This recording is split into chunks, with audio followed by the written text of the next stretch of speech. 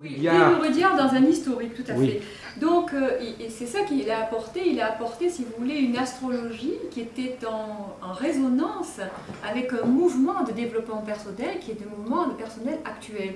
Alors moi, je ne pense pas du tout que Desnuridiard, c'est un pionnier, mais ce n'est pas le dernier pionnier. C'est-à-dire qu'à chaque mouvement, à chaque étape, je dirais, d'un mouvement du monde, il y a des grands penseurs qui marquent la pensée. Donc Rudyard, à un moment donné, sera peut-être non pas dépassé, mais je dirais, il y aura un autre mouvement.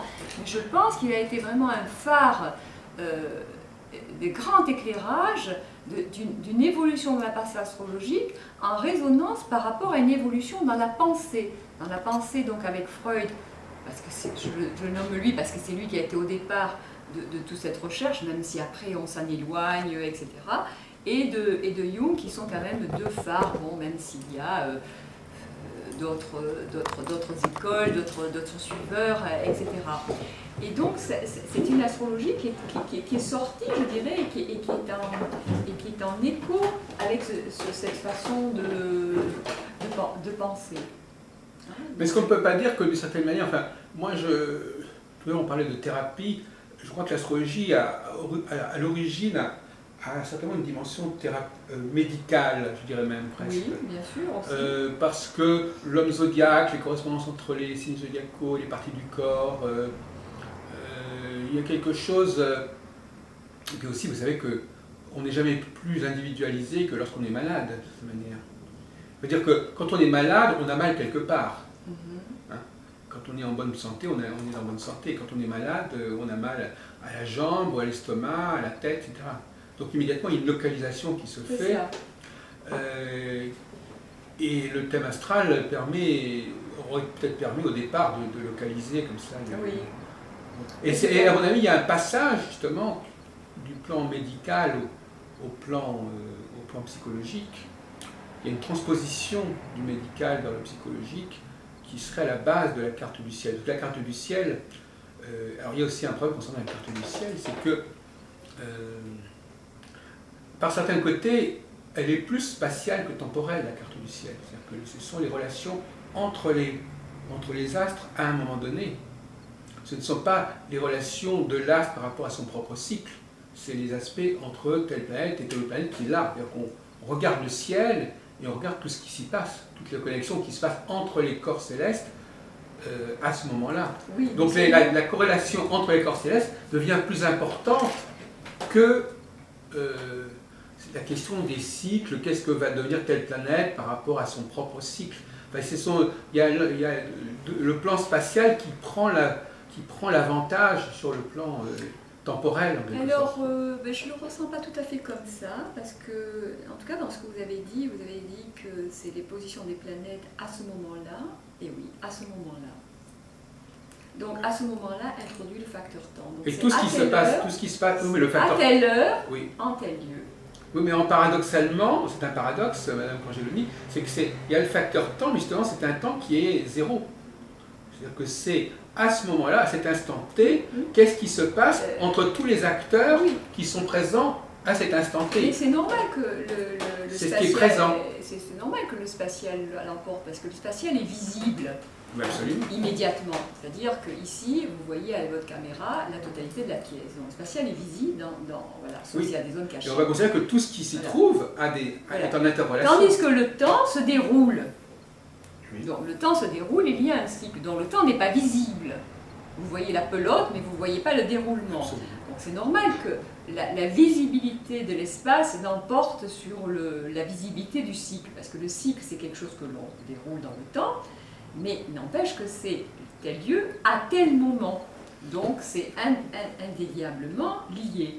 Et ensuite, ce spatio-temporel, il va se déployer et le mouvement des planètes va changer. Dans le ciel, dans notre thème, évidemment, la marque reste telle quelle. Le mouvement des planètes va changer. Et pour changer, il faut du temps. Oui, donc pour moi, c'est absolument lié. Oui, donc c'est tout à fait lié, sauf que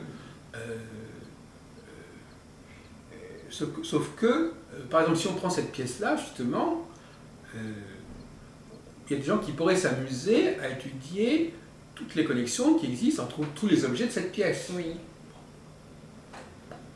le moindre objet dans la pièce à ce moment-là, fluorescence. C'est ça. Bon, il y en a qui ne sont pas trop intéressés par ce genre d'exercice et qui seraient plus intéressés de savoir ce que moi je vais faire dans 1 heure, ou dans 2 heures, ou dans 3 heures, et qui vont relativiser le fait qu'il y a un stylo à tel endroit et une montre et un téléphone à tel autre endroit. Donc c'est pas complètement innocent comme problématique, parce que c'est aussi l'information qu'on va prendre en considération. Quelqu'un qui est très spatial, il va énormément accorder l'importance à la plus petite planète, à la plus petite chose qui est dans l'espace, mais alors que celui qui est plus dans le temporel va peut-être se concentrer sur un grand cycle et il ne va pas s'intéresser à toutes les interrelations. Mais tout à fait, c'est clair que si vous êtes marqué par le Verseau, peut-être que vous vous sentirez beaucoup plus attiré vers l'espace que si vous êtes marqué par le Capricorne, parce que l'un est un signe plus lié au temps et l'autre est un signe plus lié à l'espace. On n'a pas découvert Uranus à l'époque, on l'a découvert par hasard. Mais je pense que l'astrologie tient compte beaucoup de l'espace. Il y a même une pratique astrologique que j'adjoins à mon travail dans certains cas, qui est l'astrocartographie, et qui elle est très liée à l'espace. C'est-à-dire que si vous déplacez non pas le temps, mais l'espace, et que vous n'êtes pas à Bruxelles, mais aux États-Unis, pour prendre un espace quand même beaucoup plus différents et peut-être pas sur le même niveau, eh bien il y a des planètes qui ne seront, c'est pas les mêmes planètes qui seront angulaires, qui seront en position forte, et d'autres éléments de votre personne vont être marquants. Mais l'astrologie chinoise, que je ne connais pas, tient beaucoup compte de l'espace. Hein, mais bien sûr. Puisqu'elle intègre immédiatement le feng shui et qu'elle tient compte et du temps et de l'espace. Donc l'astrocartographie tient compte de l'espace en plus, mais je crois que dans l'astrologie, qui n'est pas l'astrocartographie, qui n'est pas l'astrologie chinoise, mais notre astrologie européenne, l'espace arrive par le simple fait que c'est certes un certain lieu, mais à un certain moment. Maintenant, après arrivent les caractéristiques d'une personne. Ça, c'est clair que quelqu'un qui est Sagittaire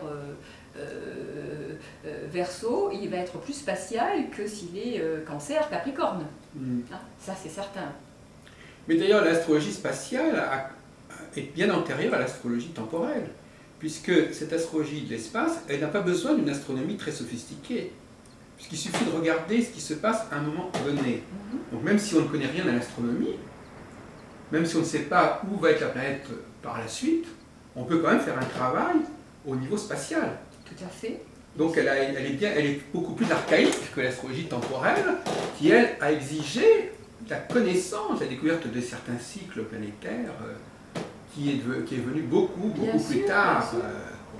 De la même façon que par les progressions, dont on parlait tout à l'heure, on n'a pas d'ailleurs expliqué à nos auditeurs ce qu'on entendait par progression, mais disons que ce sont des progressions qui ne correspondent pas à la réalité astronomique. Non.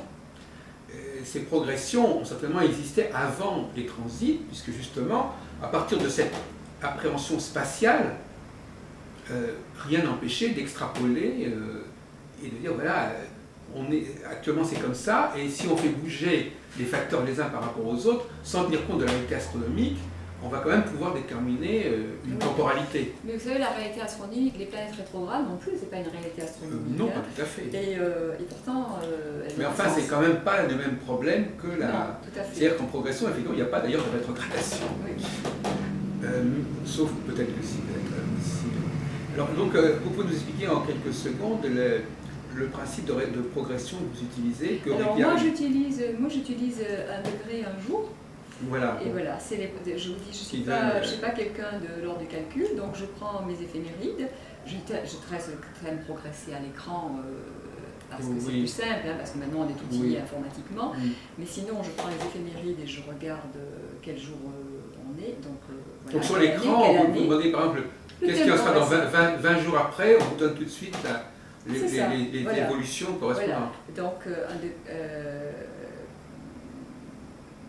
1 degré donc par jour. Non, alors ça c'est autre chose. Il y a un jour par un an ou 1 degré par an? C'est 1 degré égale un an. Ah d'accord. C'est celle que j'utilise. Et alors j'utilise la distance angulaire entre deux planètes. Oui. Voilà.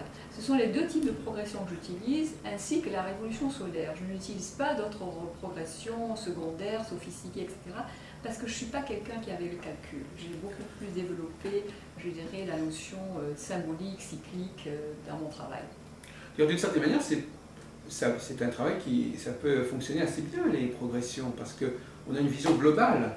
Oui. On n'est pas en train de tout le temps regarder les éphémérides pour vérifier je ne sais pas quoi. Moi, je trouve que les progressions, enfin c'est ce que dit Rudyard, mais c'est en tout cas ce que je sens, que les progressions indiquent très souvent une modification interne, plus qu'une modification externe. Oui. Voilà. Ça ne veut pas dire que les transits ne modifient pas externement non plus, mais disons, ils modifient externement avec un impact, et ils modifient d'une façon intérieure, mais avec un impact extérieur. Oui. Tandis qu'avec les progressions, on a rarement un événement, mais on a une mutation à l'intérieur de soi. Oui. Voilà, c'est mon interprétation. Oui, oui, non, mais je l'ai entendu. Par exemple, Mercure qui était rétrograde à la naissance et qui à 24 ans, 25 ans, 30 ans devient direct, eh bien, on constatera en interrogeant la personne qu'en effet, elle était très timide, par exemple, hein, une interprétation possible, et qu'elle s'est beaucoup libérée, que tout cela a changé dans sa façon de... Alors le Mercure, bien sûr, il reste rétrograde puisqu'il est comme ça au départ dans la carte, mais elle va savoir exprimer la qualité intrinsèque et contenue à un Mercure rétrograde. Elle va pouvoir l'exprimer au lieu de subir une difficulté à parler, à comprendre, etc. Mais je voudrais revenir sur un autre point qui est la dimension relationnelle, si vous voulez. Parce que tout à l'heure on a montré la complexité même des différents facteurs dont l'astrologue devait faire la synthèse. Mais alors si en plus on considère qu'il vit avec d'autres personnes, ça complique encore plus les choses.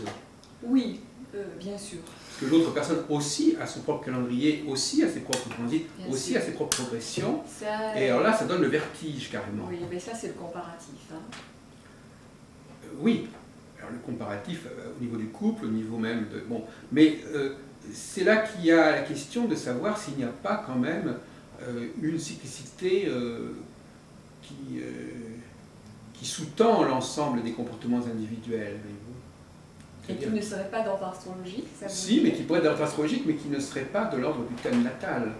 Une cyclicité d'ordre collectif, d'ordre mondial. Oui, oui, ça, mais je pense que oui. Qui serait donc le socle collectif sur lequel viendraient se greffer des problématiques individuelles. Mais on a l'impression que... Alors, est-ce que Rudyard a fourni des outils à ce niveau-là? Alors, tout à fait, parce que Rudyard est en plein là-dedans, puisque Rudyard, il est jungien convaincu, et que Jung nous parle de l'inconscient collectif. Donc Jung, dans l'inconscient collectif, bien sûr, parle de tous les archétypes, hein, et Rudyard, au point de vue planétaire, il va parler de la dimension archétypale des planètes et des cycles liés à la collectivité. Donc du passage de l'individuation à l'implication dans la collectivité, il faut d'abord passer par l'individuation uranienne pour retourner vers la collectivité après avoir quitté, si vous voulez, la famille, etc., pour s'être affranchi, s'être trouvé, aller vers le soi profond, pour retourner après vers la collectivité avec laquelle il se trouve. Et il parle quand même beaucoup des cycles en termes collectifs, hein, en termes d'évolution de la planète. Il a quand même écrit, si je ne m'abuse, L'homme planétaire, ou je ne sais plus tout à fait le titre avec exactitude, maintenant ça m'échappe, mais il s'est quand même énormément penché sur la conscience planétaire. Oui, mais enfin, est-ce que ça vous sert pour la consultation? Est-ce que ça vous sert pour... Alors oui, ça sert, mais bien sûr que ça sert pour la consultation. Et ça sert pour la consultation dans quel cas? Mais par exemple, les gens qui sont nés en 68, date clé pour la France, puisque nous sommes tous deux apparemment d'origine française et que ce site est situé en France. Les gens qui sont nés en 68 sont nés avec une conjonction bien particulière. Bon, voilà. Alors voilà qu'il n'y a pas tellement longtemps, cette conjonction bien particulière a été touchée par un mouvement de cycle. Donc c'est toute la notion de rapport à la loi, de rapport à la révolte, de rapport à la démocratie, de rapport au renouveau, de remise en question du passé, qui a été le bain dans lequel sont nées ces personnes. Elles avaient 0 jour, 1 mois, etc. au moment où 68 est arrivé. Et bien, au moment où le cycle, les deux planètes qui étaient liées à 68 sont touchées parce qu'il y a eu ces mouvements dans le signe des Gémeaux jusqu'à l'année passée, eh bien, il y a une réévaluation de la notion de révolte, de la notion de société par rapport à la société actuelle. Donc bien sûr qu'il y a quelque chose qui se joue. Et en transgénérationnel, quand il y a des faits de guerre qui ont marqué la famille, et c'est pas difficile de trouver des faits de guerre, puisque, je dirais, au niveau de la guerre franco-allemande et d'Hitler, c'est pas si loin que ça. Nos grands-parents, en tout cas moi mes grands-parents étaient en plein là-dedans. Bon, donc, grands-parents, c'est les parents de nos parents. Bon, les grands-parents, on peut dire c'est loin, on va dire, pas toujours, mais on peut dire c'est loin, je ne les ai pas connus, ils sont morts, etc. Mais par rapport à nos parents, c'est pas loin, c'est leurs parents. Nos parents, avant d'être des parents, ils étaient des enfants, ils étaient les enfants de leurs parents, et donc ils ont vécu un climat. Donc ce climat était un climat de collectivité lié à la guerre. Le Pluton, s'il était marquant dans leur thème, c'est pas un Pluton de triangle, c'est pas un Pluton de dispute de famille, c'est un Pluton de menace de la guerre, par exemple, de rapport à la mort. Alors bien sûr que cette dimension collective touche une personne, bien entendu, il n'y a pas que la dimension personnelle. Allô? Oui?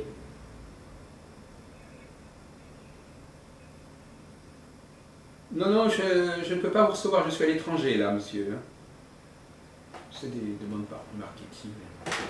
Donc il n'y a pas que la dimension personnelle, il y a la dimension collective. Aujourd'hui, nous sommes au XXIe siècle et on doit tenir compte des paramètres du XXIe siècle et de ce qui se passe actuellement dans notre vie. Si demain il y a une guerre, notre thème fonctionnera avec ses coordonnées de départ, mais par rapport à une réalité qui est la guerre. Oui, mais enfin, écoutez, tout de suite, en vous écoutant, il me vient une chose à l'esprit, c'est que, donc si on prend le cas de mai 68, mai 68 est un fait historique. Oui. Mais donc c'est pas un fait astrologique, ce n'est pas un fait astrologique, en tout cas c'est un fait astrologique qui est imprégné par ce qui s'est réellement passé. Alors c'est pas un fait, c'est un fait historique, mais enfin si je regarde l'éphéméride et que je vais à 1968... Oui, mais ce qui vous intéresse, vous, c'est ce qui s'est réellement passé en 68. C'est pas uniquement ce qui s'est passé dans le ciel. Moi je vois qu'en 68, il y avait une conjonction de Pluton-Uranus dans le ciel de la Vierge. Voilà. Qu'on a eu des révolutions par rapport à la notion de travail, par rapport à la santé, par rapport à beaucoup de choses, mais surtout par rapport au travail, puisqu'il y a eu cette union entre l'ouvrier, pour la première fois, et l'étudiant. L'étudiant, il est mercurien, Mercure est quand même le maître de la Vierge, et l'ouvrier, il est vierge, je dirais, par la symbolique. D'accord ? Pluton, c'est une abolition, et ça a été quand même extrêmement violent. C'est quelque chose qui est un pouvoir contre le pouvoir. Et Uranus, c'est quand même une planète qui a été découverte au moment de la Révolution française. Bon. Donc il y a quand même un acte révolutionnaire quand on a une conjonction de Pluton et Uranus. Donc, les gens qui sont nés en 68, ils sont nés sous un climat Uranus-Pluton qui a été marquant dans la société. C'est-à-dire qu'en même temps, ils ont eu un climat historique qui a fait évoluer la société d'un côté plutôt que d'un autre.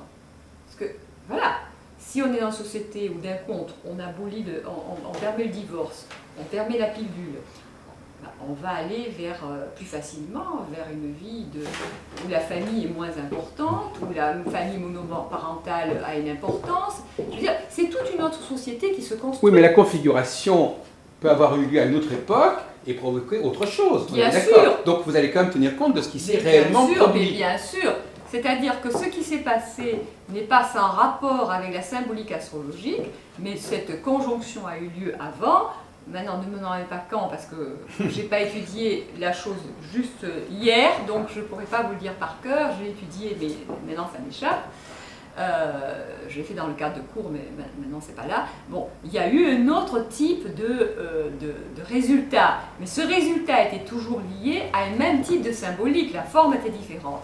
Donc, quand les personnes qui sont nées en 68, ont eu en 2000...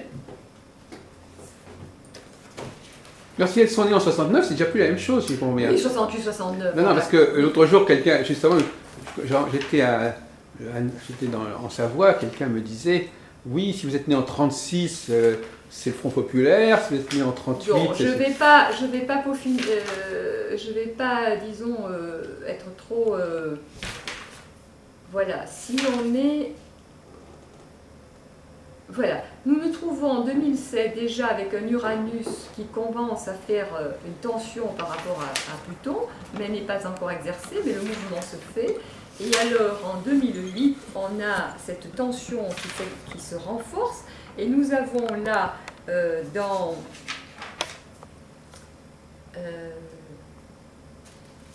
Attendez, qu'est-ce que je raconte? Voilà, cette tension entre Uranus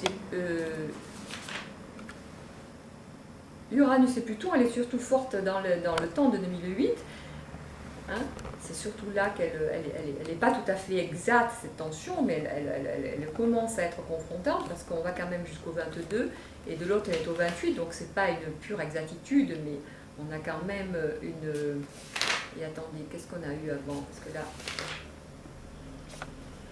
Et puis il y a Saturne qui était en même temps dans l'opposition avec Uranus, hein, qui s'est fait à la Vierge, voilà. Non, parce que moi j'ai discuté avec certains astrologues humanistes qui m'ont dit, en fin de compte, on tient compte de ce qui se passe actuellement. Je ne parle pas de la naissance, hein, je parle de... Oui. Actuellement, on est dans une période de crise économique, etc. Donc, ça joue sur tout le monde. Oui. Bon, en dehors de la question de savoir si cette crise économique s'explique par l'astrologie, qu'elle s'explique ou ne s'explique pas par l'astrologie, c'est quand même un fait. C'est un fait. Et il y a des astrologues humanistes qui disent, bon, ben moi, ce qui m'intéresse, c'est ce fait-là. Oui. Et enfin, puis qui vont resituer l'étude du thème dans le cadre de ce fait-là qui est connu. Que ça ne s'explique pas par... Disons, tout ne va pas être expliqué par l'astrologie parce que ça serait... ça n'irait pas de tout expliquer par l'astrologie, parce qu'il y a les économistes, il y a les géopoliticiens, il y a tout ça, etc.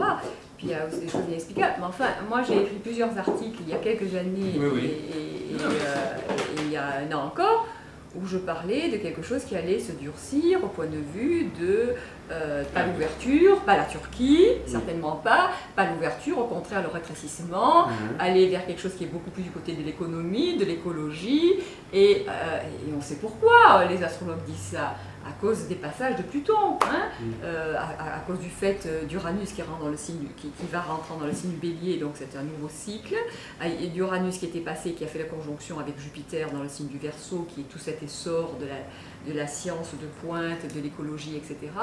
Et puis ce passage de Pluton surtout dans le Capricorne, qui fait que l'État, la fonction de l'État, le pouvoir de l'État, toutes les valeurs du Capricorne, qui sont quand même des valeurs de haute responsabilité, de règlement, de structuration, pas les valeurs d'un Pluton en Sagittaire qui dit mondialisation large, large, large. Au contraire, là c'est resserré, hiérarchisé.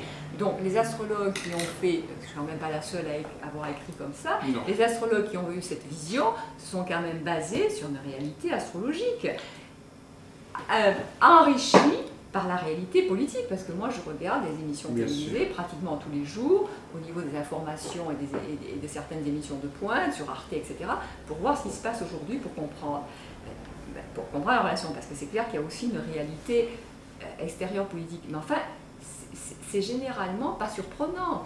Regardez, ne serait-ce que l'incendie. Moi, je ne suis pas du tout quelqu'un qui fait un travail sur la nouvelle lune. C'est parce que je ne suis pas une calculatrice. Donc, tout ce qui demande ce type de calcul, ce n'est pas mon fort.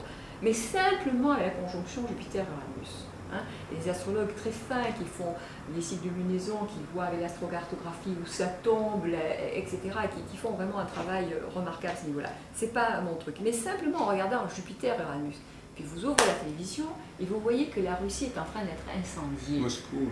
Voilà. Par quoi elle est incendiée? Jupiter-Uranus en Bélier.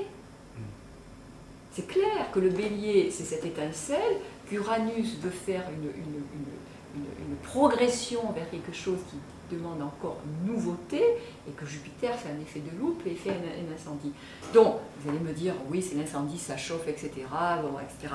Mais quand même, s'il y avait eu Saturne, Mars en Capricorne à la place, je ne crois pas qu'on aurait vu un incendie. Je crois qu'on nous aurait dit, l'époque glaciaire est revenue en Russie, n'est-ce pas? Donc, il y a quand même un sens à ça.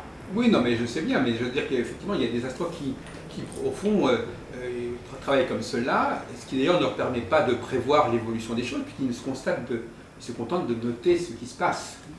Et la difficulté, c'est effectivement de déterminer combien de temps ça va durer. Combien de temps ça va durer, c'est très simple, c'est le temps d'un transit. Hein. Alors, par contre, ce qui va en sortir, c'est autre chose. Alors le temps d'un transit, c'est à peu près quoi? C'est 1 degré avant, 1 degré après? Pour moi, 1 degré avant. Donc le transit, les transits puissants sont des transits à rétrogradation, généralement 3 fois sur le même endroit. Alors moi, je prends 1 degré avant pour sentir le mouvement. Le premier passage, c'est le déclic.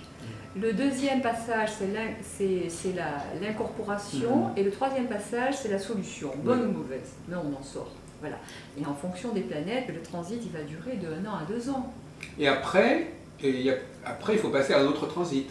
Après, on passe à un autre transit, mais d'autres choses avec autre chose. Mais le transit en fonction, c'est-à-dire qu'on ne part pas de zéro, on part toujours d'un passé. Oui. Un passé de la façon dont on l'a intégré ou non.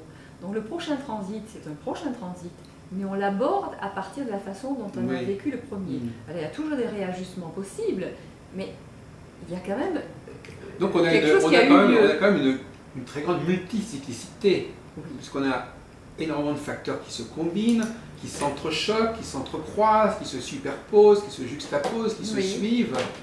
Et on n'a pas l'idée d'un... Je ne sais pas ce que Rudyard en pensait à ce niveau-là, mais... Attendez, parce que je voudrais quand même... Je me permets de vous interrompre pour vous dire que je rends hommage à Rudyard, parce que pour moi, ça a été un déclic, un phare, non seulement au point de vue d'astrologie, mais de la pensée. Voilà, c'était extraordinaire. Mais maintenant, je ne voudrais pas me faire le porte-parole de Rudyard, pas parce que je ne veux pas être son porte-parole, parce que je l'ai fait... Je traduis et j'ai nommé sa pensée à tous mes élèves, je leur ai dit de lire, etc. Mais parce que je ne me sens pas qualifiée pour être son porte-parole. Donc, non, mais ça, c'est une façon de parler. Mais voilà, je ne voudrais pas redire à dire ceci et ceci. Non. Mais ce que je voulais dire, c'est que, effectivement, ce qui manque dans ce que nous entendons, c'est, vous savez, par exemple, l'idée d'une cyclicité extrêmement simple, comme la cyclicité Soleil-Lune, avec des phases successives. Mais écoutez, il y a un livre de Rudyard qui est lié mais ce livre-là, il cohabite avec tout ce qu'on vient de dire jusqu'à présent. C'est-à-dire qu'il y a la simplicité archétypale du cycle qui passe régulièrement. Il n'y a pas de transit dans ce cas-là, la conjonction Soleil-Lune, elle se fait, après il y a un carré, après une opposition, tout ça se suit régulièrement. Bon, à partir du moment où on va inscrire cette structure extrêmement simple dans un ensemble qui est infiniment plus complexe, cette structure, elle est quasiment noyée en quelque sorte. Je crois que ça dépend de la lorgnette que l'on prend. Les personnes qui sont très intéressées par la lunaison, il y a des astrologues qui sont très spécialisés là-dedans, ils vont beaucoup découvrir et faire leurs recherches à partir parfois principalement de ça. C'est pas ma démarche, voilà. Mais je pense qu'il y a des astrologues qui sont très spécialisés en technique cyclique du cycle de la Lune. Alors, comme notre entretien va bientôt se terminer, malheureusement, et je voudrais comme signaler une autre petite difficulté, si vous voulez. Est-ce que vous attachez plus d'importance aux configurations entre planètes ou au passage d'une planète dans un signe? Parce que là aussi, il y a deux écoles qui se juxtaposent, si vous voulez, parce qu'il y a à certaines époques, moi je sais qu'actuellement on parle beaucoup des planètes dans les signes, beaucoup. Oui. Mais il y a quelques années, on parlait plutôt comme avec Barbeau, par exemple, on parlait plutôt d'une conjonction Saturne-Neptune, on ne s'intéressait pas tellement au signe où ça se trouvait. Voyez. Donc il y a des modes. Non, le signe où ça se trouve, pour moi, c'est indéniable. Oui. D'ailleurs, je vous ai dit, Uranus, Pluton, dans le signe de la Vierge, en 68, la crise par rapport à la société. Mais Barbeau, par exemple, lui, ce qui l'intéressait, c'est que il y avait tous les 36 ans une conjonction Saturne-Neptune, peu importe où ça se trouvait. Non. Pour moi donc il y a une résurgence. Pour moi, le signe est extrêmement important, c'est-à-dire Pluton entrant dans le Capricorne, c'est pas du tout Pluton entrant dans le signe du Sagittaire. C'est pas la même. Mais alors peu importe, à ce moment-là, il n'y a pas de cycle entre Pluton et une autre planète, là, en l'occurrence. Ben écoutez, entre Pluton, là, il y avait quand même une tension, pas une tension un peu large, mais une tension par rapport à Uranus, puisque Pluton a été, avant d'être dans le signe du Capricorne, dans le signe Sagittaire, pendant qu'Uranus, si je ne m'abuse, était dans le signe du Poisson, et quand le Sagittaire et le Poisson, il y a quand même une tension, et que Saturne se trouvait en même temps dans le signe de la Vierge. Donc pour moi, la Vierge, c'est important. Oui, mais ce qui est assez curieux, c'est que quand on fait l'histoire de l'astrologie mondiale, les années 60, 70, on était aux antipodes de cette démarche. Que ce soit l'indice de concentration planétaire de Barbeau qui regardait combien il y avait de planètes qui se retrouvaient dans un même espace, ou qu'il étudie les cycles de telle planète, le mot zodiaque était quasiment interdit. Et là, tout d'un coup, on revient sur le zodiaque. Et pourtant, le zodiaque, le problème du zodiaque, c'est quand même malgré tout que la subdivision du cercle en 12, ça ne correspond pas à une réalité astronomique. Oui, c'est quelque chose de mathématique, presque de numérologique. Tout à fait, vous avez raison, mais ça correspond quand même à une réalité symbolique en tout cas. Et Uranus en Sagittaire, qu'est-ce que je raconte où je suis là? Je suis en train de... On est en bélier là. On est en bélier, donc... Uranus en poisson, voilà, il semblait que je disais une bêtise. Juste avant. Uranus en poisson, quand même, poisson c'est les idéologies, pendant que Pluton était en Sagittaire, qui est également les idéologies. On a quand même vu que sur le plan des idéologies, sans préciser davantage, c'est pas tout à fait évident. Donc pour moi, je ne peux pas soustraire le fait qu'une planète est dans un signe. Donc comment vous situez cette dialectique entre le plan zodiacal et le plan des planètes? Parce que le zodiaque, c'est une autre structure que les planètes, quand même, quelque part. Oui, mais écoutez, là... Comment vous les connectez? Je ne sais pas, vous avez une importance au domicile. Enfin, ce sont des plans qui, même d'un point de vue scientifique, ne sont pas du tout du même ordre. Oui, mais alors, je ne vais pas vous répondre au point de vue scientifique, parce que je vous ai donné les réponses que je pouvais vous donner. J'essaie de redonner les réponses dans le domaine que je connais. Moi, le domaine scientifique, et dans ce type de preuves, si vous voulez, je n'ai pas. Je ne vais pas vous donner une réponse que je n'ai pas. Donc, au point de vue des signes, eh bien, si on prend un thème de naissance, on voit bien qu'une planète est en carré ou en trigone ou en sextile ou en opposition avec une autre planète et qu'elle habite telle maison se trouve dans tel signe, et donc elle est peut-être la vieille tradition qui nous dit qu'elle est en exil ou qu'elle est en chute ou qu'elle est en exaltation, mais ça a toujours une signification. Qu'elle gouverne tel signe, qu'elle gouverne telle planète, ça va avoir une signification. Si vous avez une lune qui gouverne le secteur 12, le même signe, la même maison, elle se trouve être gouvernée au secteur 12, c'est pas la même. Si dans un autre thème, elle gouverne le secteur 5, c'est pas le même impact. C'est pas possible de soustraire une planète du signe dans lequel elle se trouve, puisque le signe donne une coloration extraordinaire à cette planète. Oui, mais enfin, si vous voulez, il y a, pour employer un mot un peu lourd, il y a parfois des doubles emplois. Parce que, par exemple, quand vous étudiez une conjonction entre deux planètes, oui, et que vous étudiez ensuite les aspects entre ces deux planètes, vous subdivisez également le cycle. Mais ce n'est pas une subdivision fondée sur le zodiaque, c'est une subdivision fondée sur les aspects entre les deux planètes. Oui, mais Donc là c'est un autre mode de fonctionnement qui peut tout à fait exister, qui n'implique pas l'utilisation du zodiaque. Le zodiaque étant une réalité, je dirais, terrestre. Tout ce que je peux vous... Oui, mais on est sur Terre. Oui, mais le cosmos, lui, il n'est pas sur Terre. Je dirais que d'une certaine manière, le zodiaque... ciel n'est pas sur Terre, mais le cosmos contient et le ciel et la Terre pour moi. Enfin, il y a une idée sur la Terre est dans le cosmos. Le cosmos n'est peut-être pas sur Terre, mais la Terre est dans le cosmos. Oui, mais le langage des planètes serait plutôt celui des aspects, d'une certaine manière, n'est-ce pas? C'est quand même très important, c'est tout sur d'aspect. Non, je comprends bien votre point de vue, mais moi je suis sur Terre. Le zodiaque a justement fait intervenir la dimension terrestre et pas simplement la dimension céleste. Ainsi, le cosmos est replacé, c'est-à-dire la Terre, l'homme est situé sur la Terre et la Terre est située dans le cosmos. Donc les choses sont beaucoup plus complètes et plus justes pour moi, un point de vue, comme ça.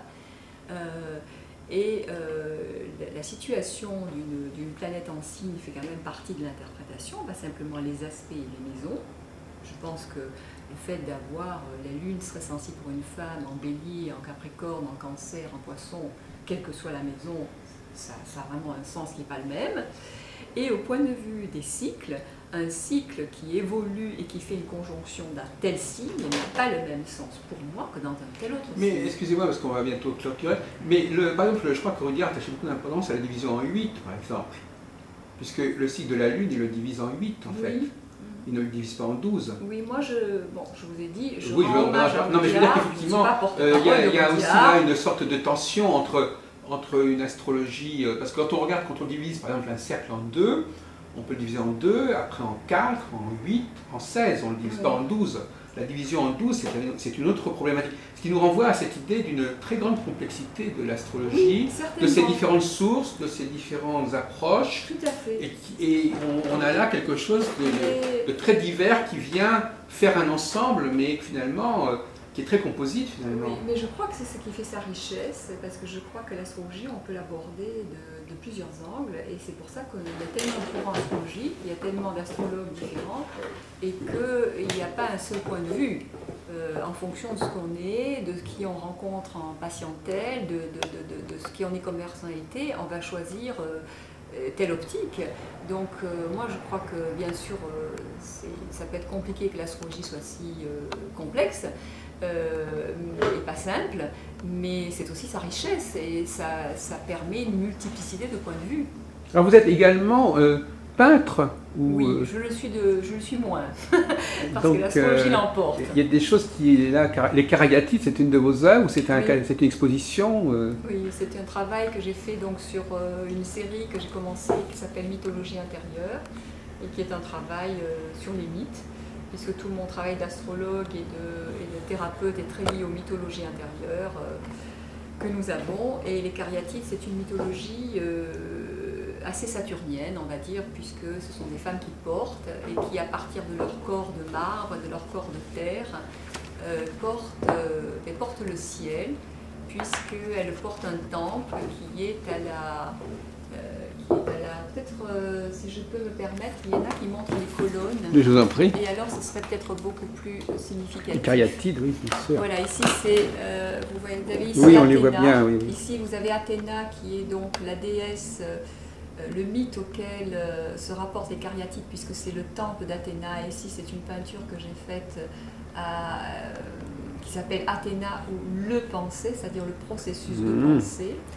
Et alors, je vais vous montrer peut-être quelque chose qui montre davantage les Karayatis avec ces colonnes. Voilà. Oui. Ici. Et ici. Et alors, je vais en montrer trois autres. Je vous en prie. Parce que sinon ça ne donnera pas vraiment une idée. Voilà par exemple. Et on les voit quand même avec un corps là plutôt masculin parce qu'elles sont écrasées dans leur féminité. Il y a un côté sculptural dans votre voilà. peinture, oui.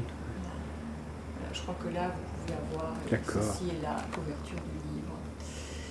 Et puis j'en ai fait un autre qui s'appelle Les lettres et des bêtes. Les lettres et des bêtes et qui est en relation avec notre enfant intérieur. Donc ça c'est beaucoup plus lié au travail thérapeutique de transgénérationnel. C'est un abécédaire qui correspond à 26 lettres de l'alphabet. Donc la numérologie quelque part pas loin, je dirais en filigrane. Et c'est 26 animaux. Donc ce sont des fables de La Fontaine, on va dire, mes fables de La Fontaine à moi. Et chacune a une histoire et une morale. Et donc, le premier, c'est l'âne et l'homme, puisque c'est la lettre A. Donc, vous écrivez aussi, en fait. Oui, j'écris, oui. Voilà. J'ai surtout écrit des livres d'astrologie, des articles d'astrologie, de pensée, donc, qui ont été publiés dans des revues. Ça, c'est nouveau d'avoir une activité d'écriture qui est plutôt littéraire. C'est très nouveau pour moi. C'était plutôt une activité... je dirais, d'articles de fond, de pédagogie. L'astrologie vous a préparé à ça. C'est l'astrologie qui m'a préparé à ça. Et figurez-vous que la première fois qu'on a fait mon thème, qui a été un déclic, parce que je suis restée à la fois impressionnée sur ma faim, et donc je me suis mise à lire pour avoir des compléments. L'astrologue qui a fait mon thème m'a dit « Ah, vous faites de la peinture, je vous voyais plutôt dans l'écriture. » Alors j'ai dit « Mais alors, mais pas du tout !» Évidemment, après... En évoluant et en voyant mon thème et en comprenant l'astrologie, j'ai bien compris pourquoi elle m'avait dit ça, parce que c'était un effet marquant, mais je ne le ressentais pas. Voilà. Alors l'écriture était surtout pour moi une écriture de parole, d'enseignement. D'ailleurs, est une question, enfin là on n'a pas le temps malheureusement d'excuser, mais c'est vrai que parfois on se dit, mais la personne interprète le thème de... On a l'impression que le thème natal, il est quand même un peu le reflet de ce qui se passe au moment où la consultation a lieu. Et donc, quand on dit à quelqu'un quelque chose, peut-être que il n'a peut-être pas encore vécu. Tout à fait. Ça pose un problème. Alors, c'est un autre problème. Il y a des personnes qui me disent, qui me téléphonent, qui me disent écoutez, dans un tiroir, je viens de retrouver la cassette, je l'ai réécoutée, je viens vous voir.